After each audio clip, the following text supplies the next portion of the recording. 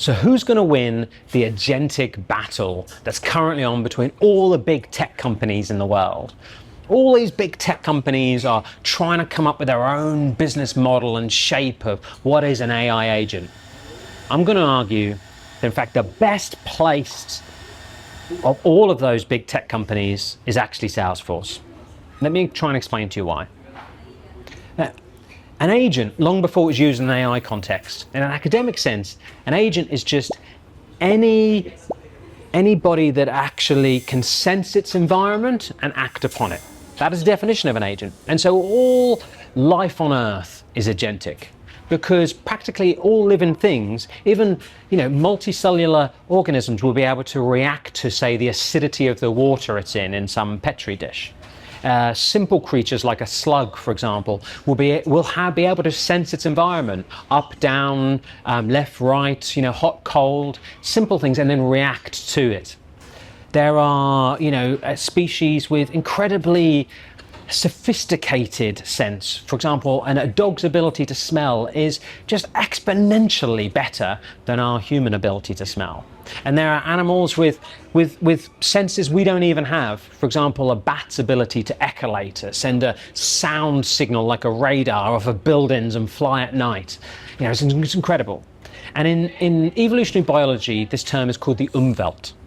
It's a German word that means its subjective environment.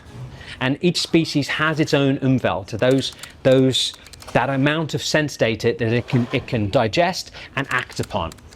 And you can ask the same question about an AI. What is its umwelt? And the reality is that it hasn't been defined by natural selection. It's been defined by the company who has the agent. The data that you provide, the context you provide, what is now called contextual engineering.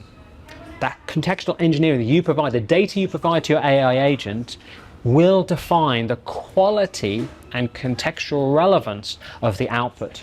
So then you say to yourself, well, which of these big tech companies is best positioned to provide the best data?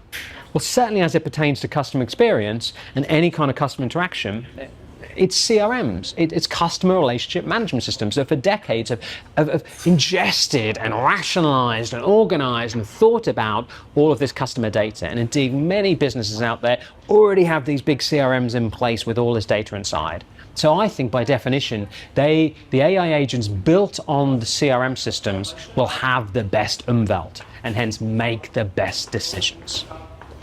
But why Salesforce specifically? Well, it's not just because it's the biggest and the best CRM. It's not that. It's also because of the tooling it offers. You see, because the decisioning, the logical application of reasoning by an AI agent, it's not enough. People worry that just because an AI agent is smart, it's going to be our overlord. But it's not clear to me that that's the case. If you put, an elderly-looking Einstein and a hungry tiger in a cage together, it's not clear to me that the most logical and reasoned of the two opponents will win. What you also need is tooling. You need the ability to act.